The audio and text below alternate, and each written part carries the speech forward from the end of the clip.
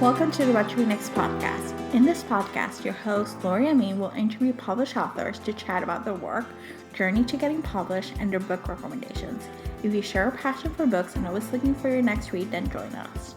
Hi, Christina. Welcome to the What to Read Next podcast. Thank you for having me. I'm so excited to be here today. So happy to have you here. Tell us a little bit about yourself. I am a writer of assorted books. I've written 16 books, the 7 books urban fantasy series, the Blackwing series, which is actually set in Chicago. I've written a horror-ish version of Alice in Wonderland, which is a 3-book series, Alice, Red Queen, and Looking Glass. Standalone books, Lost Boy, which is the true story of Captain Hook, The Girl in Red, which is a pandemic story, actually, which came out last year. The Mermaid, which is a historical fiction novel about P.T. Barnum and the Fiji Mermaid. And forthcoming, I have The Ghost Tree, which will be out in September, about it's a coming-of-age horror novel about a Midwestern town under a curse. And I can't wait to talk about The Ghost Tree. So what was that journey to get that first book published? It was a little bit strange. It definitely had a non-traditional route. Most people get an agent, which I do recommend, because you can generally get a better deal up front if you have an agent, and your agent will do a better job of protecting your rights.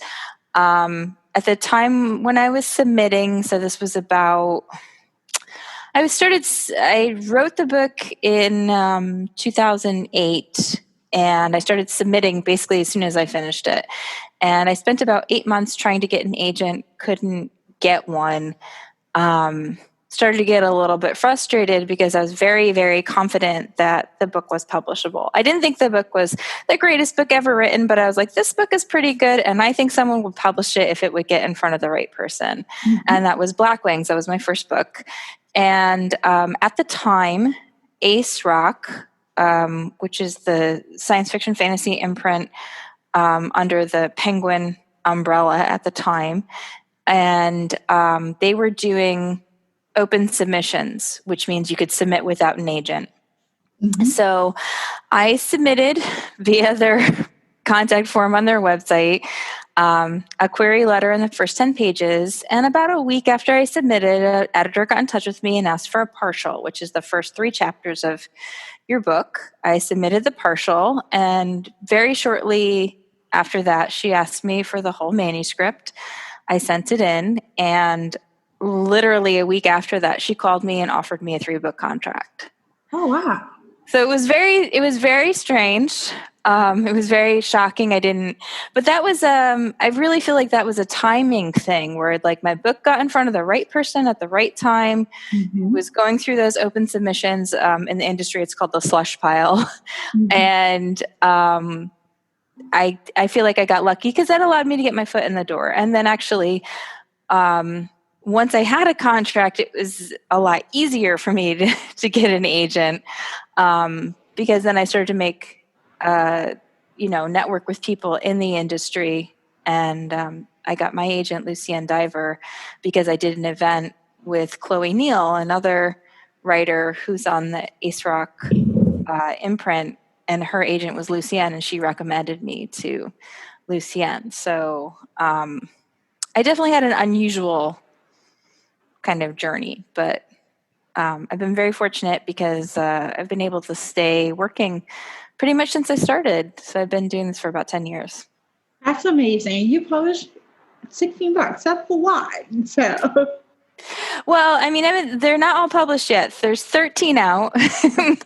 So 14 will be out in September. The 15th will be out this following spring, which is, that book is called Near the Bone.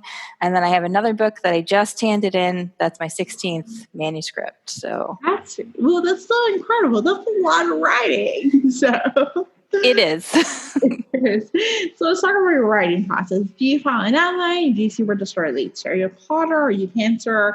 How does that process go about for you? I'm 100% a pantser. Like, when I start a book, I really have nothing to go on when I start writing a book. Usually it's just an image. It might be one line. I might just see the very beginning of the book, but I don't have anything resembling a concrete plot. And one of the things that I enjoy about writing is that feeling of discovering the story as I go and discovering it almost the way a reader would, where a lot of times I have no idea what's going to happen next until I write it. And then a lot of times, if a reader is surprised by something in my books, I was just as surprised when I was writing it. I think it makes it sound a little bit like magic, but it's not magical. It's really just that I'm kind of lazy and I let my subconscious do a lot of the work for me. And then I just kind of sit down and let it come out instead of concretely plotting. But the interest for me is to discover the story. I feel like if I wrote the outline, I wouldn't be as interested in writing the book. That's fascinating. I think just like your process allows to just uncover, and that feels more exciting than just knowing what's going to happen. Yeah. So. But I think that, obviously for every writer, it's different. And a lot of times I'm on panels at conventions and stuff with other writers who talk about their very complex, sort of outlining and drafting process. And I always feel like I'm not a real writer because they're all very sort of serious and business-like about it. And I'm just like, woo, let's see where this goes. I think outlining is great for editors to know, like, oh, there's a book happening and here's what we can expect. But I think for writers who just want to uncover the story, who has a pile of muck and you're just like clearing it up and clearing it up and figuring out, it's an exciting process. It makes writing feel more exciting about it. So, yeah, definitely. Awesome. So you run a series. So I'm curious to know, how do you organize yourself as a writer? How do you keep track of ideas, inspirations, characters, the different tidbits of, that makes a series go around? I love that you're saying organization when I'm so not organized. I pretty much, I start at the beginning and I end at the end. So I write chronologically. So I don't, I never write out of order. So even on the rare occasions when something might occur to me that's going to happen farther down the line, I don't write it down. I just sort of hold it in my head and then kind of write to the point where that would happen. So, and a lot of my stories are like, the plot is driven by the characters and like who the characters are. So I feel like I don't think about plot in that sort of really concrete way, like this has to happen here or there has to be a turning point there, because so much of the plot is driven by the character's decision making. Yeah, I think I can see that. After reading your book, I'm like, yeah, I can see that. Mm-hmm. So awesome. So do you share work along the way you do it's completed to others to read?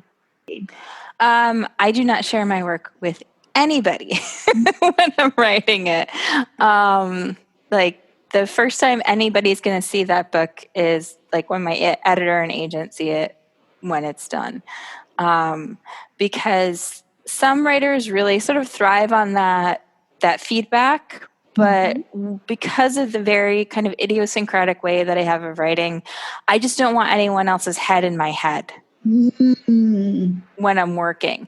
So for me, it's really about just sort of staying true to what I'm feeling when I'm going through the process initially.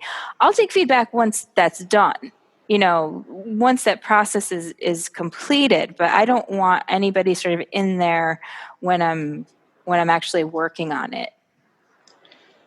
Awesome. So let's start with the ghost read. So what was the process of writing like a page-turning horror dark fantasy book? Because it was like, it just kept me engaged throughout the whole book, which is it's not normal, at least for me. Someone who's like reads like a lot of versions and stuff, like this book kept me engaged. What was that process like? Was it just... I love to hear that. It was So the Ghost Tree was a little bit of an experiment for me. I had done another book that had multiple points of view. The Mermaid has three point of view characters, but there's like 9 point of view characters in the Ghost Tree. And I think in a lot of ways that helped me when I was writing, because I was just kind of switching to the person I thought sort of should have their say next in the story. And again, because so much of the plot is sort of driven by the character's decision making, a lot of times decisions that characters would make, when I was in their point of view, would impact things that would happen in the next segment or in the next chapter. So I think of all of my books, I've enjoyed writing the Ghost Tree the most. That was one of those books where every day I would get up and I would be so excited to work on the book, like to see what happened next. And I feel really passionate about it because in horror, you see a lot of coming of age novels, but they're about boys. Mm-hmm. And I wanted so much to write a coming of age story that was like the ones that I liked reading when I was growing up, but about girls, and there's definitely, in the writing of this novel, there was a little bit of an homage, like to the kinds of books I read when I was younger, like Stephen King, or like I put a fair in the book mostly because I loved Something Wicked This Way Comes by Ray Bradbury when I was growing up. And I just wanted to have these sort of little homages to the kinds of stories that I liked when I was growing up. Mm-hmm. I love it. I love that this was centered around girls, it was like a female lineage as opposed to a patriarchy. Like it just felt like very like female centric, and at the same time like all these horror stuff was happening. The town was cursed and the whole process of it. And one thing I loved, and there's something you point out, the characters pointed out, was like the main character's father passed away. Mm-hmm. And so the way the main character's father passed away has been addressed in the story is by her name, like, Lauren's dad, And right. I think that was very unique because you don't think about grown-ups to be like, just like, the high schooler. It's going to be the person who's the connector of it. Yeah. That's, that was, and part of that is sort of the function of the way the curse works in the story. But there's this idea that the girls are really the center of this. They are the sun, and all the other things are sort of planets that that are satellites around them. Mm-hmm. So, and it was just, I really wanted to write a girls coming of age story because there's this idea, I think, that men's experience is universal, but women's experience is specific. Mm-hmm. And I hate that. I hate that so many men won't read books with female characters because they're like, oh, well, that's a girl thing. That's over there. Mm-hmm. So I really wanted to go into this with the idea that this is a book for everyone, the same way you would think of a book by a male author as something for everyone. Yes, I love it. So this book was set in the 80s, I think? Mm-hmm. Yeah, 1985. There we go. What was that research process like? Because it was just it brought more atmospheric, and it transported you to an olden time.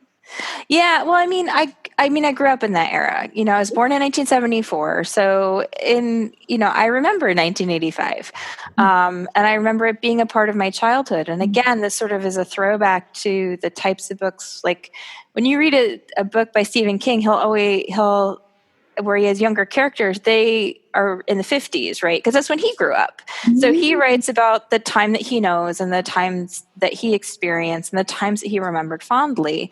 And so I wanted to do that too, and write about something that I knew, a time when I grew up. The character's a little older than I was at that time. But the biggest thing as far as research went was making sure that my memory of a thing happening actually happened that year. So if I thought, I was listening to this song in 1985, I would go back and double check like the Billboard charts to see if the song was actually out that year. Or I would double check to make sure like what week did certain movies come out and things like that. It wasn't like research per se as much as it was fact checking. Yeah, I can imagine. I think, I grew up in the 80s, so just like it just took me back to my childhood for me. Like certain things, I was like, did it happen? And it was definitely like, I think it just brought you a sense of like to the story that it added a new layer. So this book has a lot of twists and turns, and I don't think we get to figure out the whole story until the very end. Mm-hmm. How fun was it to, add at times like little tidbits, little Easter eggs, little reminders, like there's a twist or there's like something that will make sense if you just keep reading the story? I mean, in terms of the overall plot, some of those things were laid in early on, but definitely more of it happened sort of in the rewrite process when I was working with my editor to sort of make sure that everything was laid out correctly. I didn't significantly change the order of the book, but there was definitely like, okay, we just need a little bit of a paragraph here, like added in. We need a little bit of something there, so that you just start to just kind of get that sense that something's really wrong. And that I think what's interesting in the story too is obviously you have Lauren, who's the main character of the book, but who's trying to solve this mystery. But you also have Alex, who's the police officer, an adult, trying to solve the mystery too, but from a completely different point of view. So I think it's sort of interesting because you have this chance as the reader to watch their ideas converging. Mm-hmm.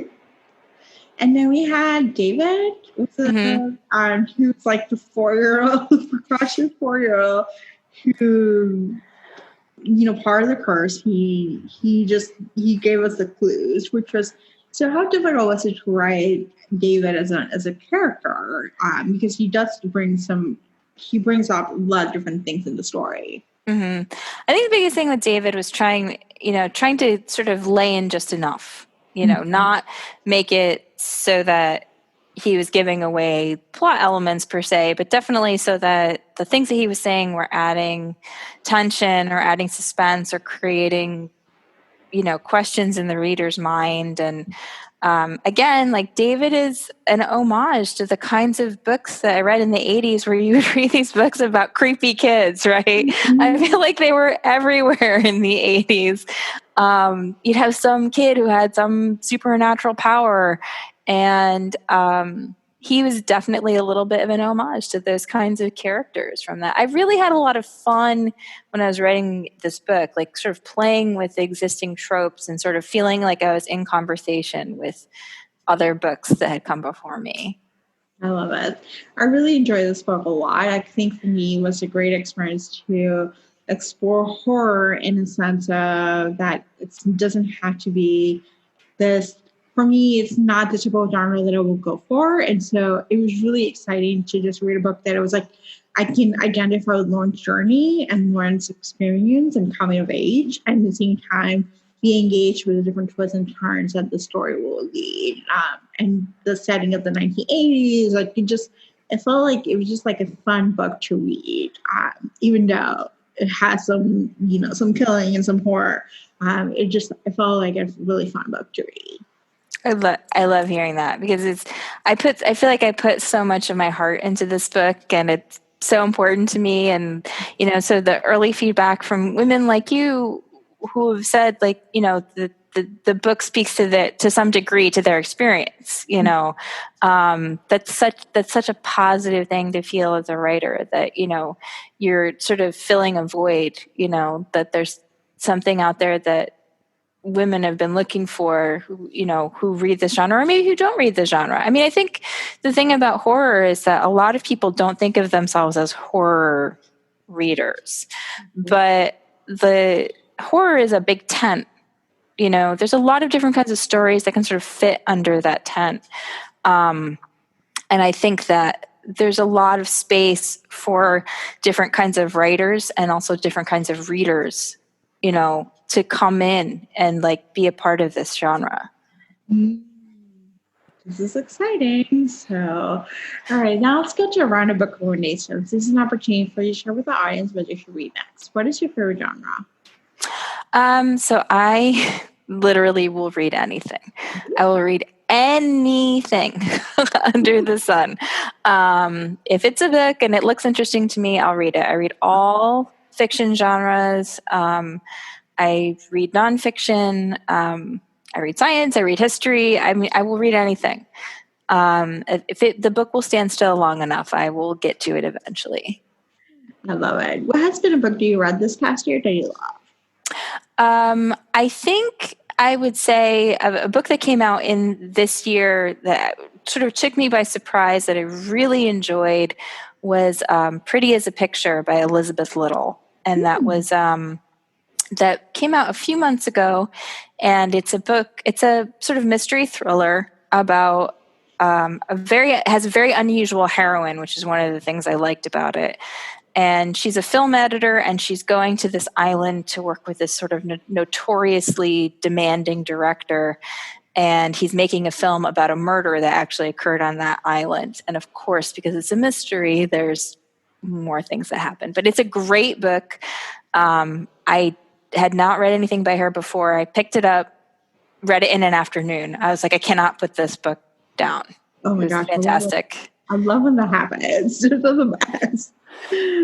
So, tell us where you can find you online. I will say that I'm deeply terrible about updating my blog, but if you're looking for book news, you can usually find it there, ChristinaHenry.net. I am on Twitter, and my Twitter handle is @C_Henry with a capital H _author, capital A. I'm on Instagram @author Christina Henry, and I am on Facebook @author Christina Henry. Awesome. Thank you, Christina, for being on the show. Oh, yeah. Thank you so much. I really appreciate it. I enjoyed this.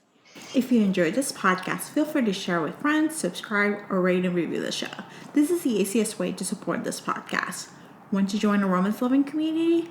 Want weekly book recommendations, monthly author Q&As, and book recommendation meetups? Make new friends? Then join our Patreon community.